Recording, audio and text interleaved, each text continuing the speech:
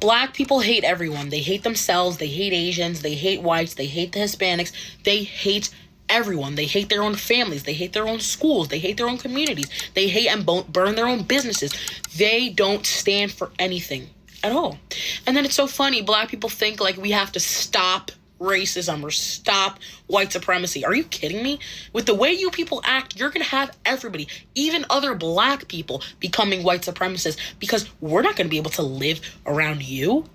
The music you listen to, the behavior you exemplify, and your whole energy surrounding family and community and progression are flawed. They're deteriorating. They're almost null. Black people should put a little bit more emphasis into respectability and respectability politics, and maybe they'd actually go further in certain conversations and in certain respects of life. Well, first up, she ain't come to play. Black people hate everyone. They hate themselves. Whether you agree with everything or not is not the point. She said black people, us, stand for nothing but hatred towards ourselves, towards everybody else. And she's not an outsider talking either. That's somebody from inside the house. You know what I mean? And the second she said, if they put more effort into respectability, they'd go further.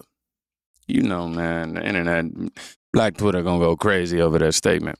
Funny how, you know, the same people who demand respect from the world get real quiet when the conversation turns into self-respect, though. That's all I think she's saying. And I want you to watch how that mindset gets passed down. It is always the young black men that was raised around white people, so now they have an identity crisis going on within them because they mama wanted to be a white bitch so fucking bad. Because your daddy wanted to be next to the white man's standards so fucking bad. I will never understand people like you and Brandon Tate. You motherfuckers want to be white so bad, but y'all spend y'all whole time attacking your own people. It's called self-hatred, my nigga. You are a grown man attacking a woman. I don't understand, and it's only white bitches in your comment section. Them hoes will always support you. White women also support child molesters, stupid. You think that you're really saying something of proper etiquette when all you got is white women supporting your stupid ass? You don't got no... So this is actually an interesting talking point, and no, I'm not going to go at the moose. I'm going to go at her talking points, right? I was raised on the countryside, you know what I'm saying? So I grew up around black folks, white folks, Mexicans, Asians. It was a melting pot, but we was all on the countryside, Lawton, Oklahoma. You know what I'm saying? And maybe if more black folks were raised around other races, they'll realize that other races are not that bad. The majority of black folks who hate white folks never grew up around white folks. They never had interactions with white folks. They don't know shit about white folks except for with dumb people like the moose preachers, you know what I'm saying? But when you actually grew up around white people, you realize that they're really not that bad. They're actually pretty fucking cool. If you had the experience of growing up around other races, you understand their culture better and you understand them better. And you realize we are all alike in certain ways. But when you preach hatred and you never had the experience of living around other races except your own, you're going to have a closeted mindset.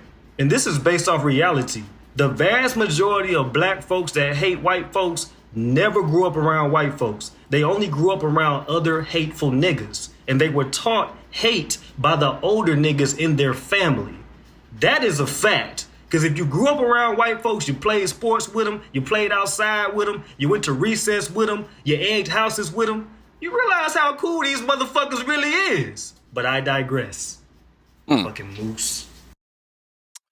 Now, wow. Oh, wow, my camera went out. Okay, hold on.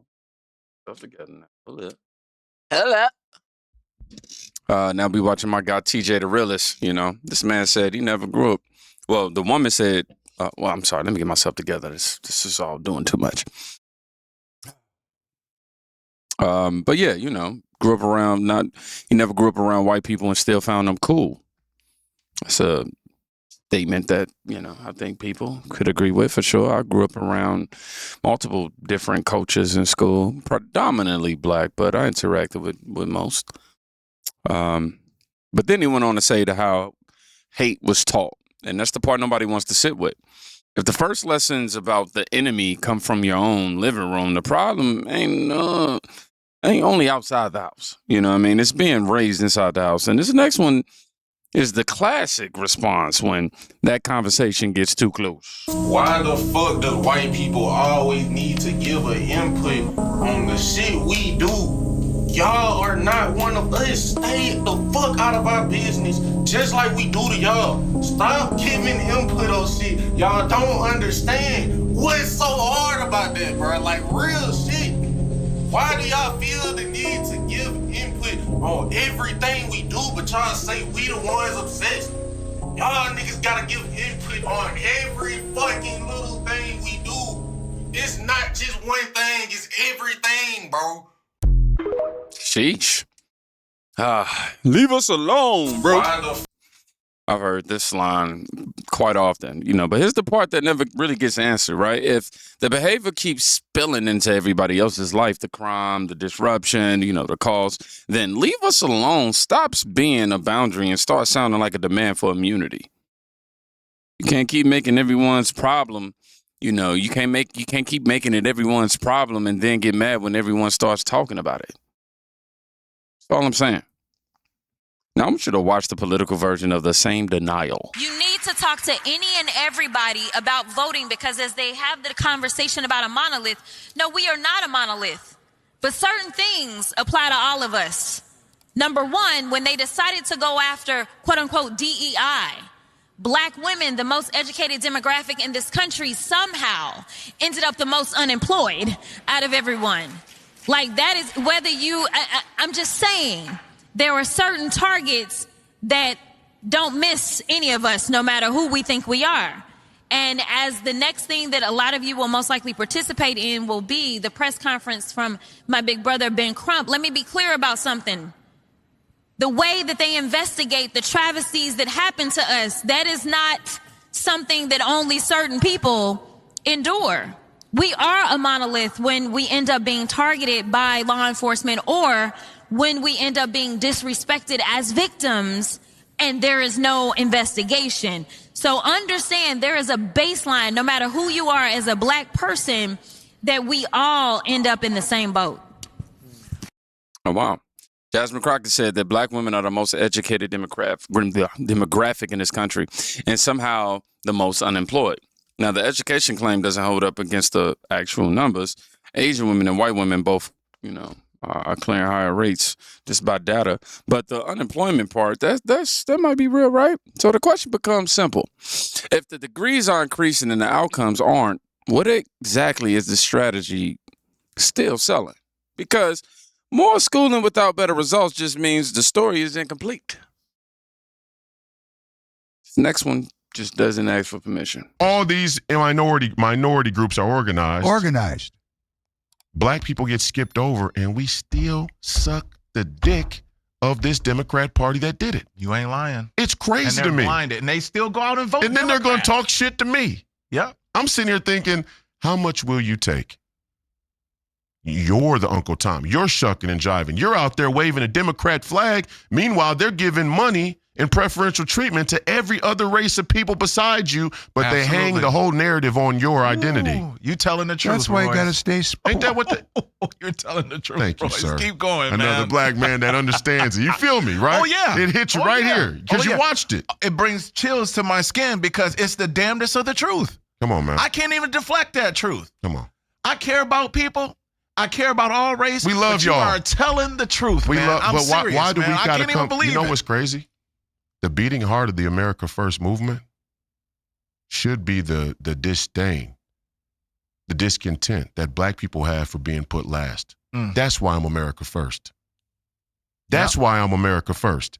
It ain't got nothing to do with the Republican Party. It has very little to do with President Trump. It has to do with the fact that I grew up in St. Paul, Minnesota, where I watched this NGO, international justification and government scam for federal dollars to be brought down to every other minority group. Meanwhile, they give you gangster rap, and your Black people in the community spend more time shooting and killing each other than they do organizing politically. Now my God. Royce White said, the only people still shucking and jiving are the ones who keep following the same empty promises. He called them, wooden nickels. That's cold. Inaccurate, though. You know, you can only keep cashing the same check so many times before people start noticing it's not real currency. And the second a black man steps outside that arrangement, the name calling starts. You know, the Uncle T's, sellouts, and whatever works that day. Funny how independence gets treated like betrayal, man. It's weird. I'm telling you. Y'all, this is the last one, but it's the heaviest. Let me ask you, what would you say is the biggest problem facing the United States of America from perspective like yours? I thought you were going to say, okay, why? Please, go. I'll indulge me here. You know, and listen, I don't want people to think that I'm flippant or that I am not serious, that I'm not a man of God, that I don't believe in the blood of the Lord Jesus Christ or the word of God, that I'm some sort of a, just out there spouting off things to get views or numbers. That is not the case with me. I've been at this for 40 some years. Oh, yeah. But I have to tell you, and that I'm not here to beat up on black people, but black people are a burden and a stain on America. They're the biggest tax problem. And, if you do a really good analysis, if you will, of what's happening politically, with the political candidates and what's happening, black people are usually, and the benefits or the programs that black people need are usually at the heart of all elections. Mm-hmm. And not that people on Wall Street or billionaires don't have issues, tax issues, and that kind of a thing. Of course. But it's always about black issues, whether it's about health care, about education, about other kind of programs that are tailor-made to uplift the black people that are wholly dependent upon the government. The taxes, and white Americans should be concerned about this, because taxation in America would be a whole lot less if more black men had jobs, if more black men took care of their children, if more black men failed to go to prison, if more black men honored America, there would not be the same need of federal taxation.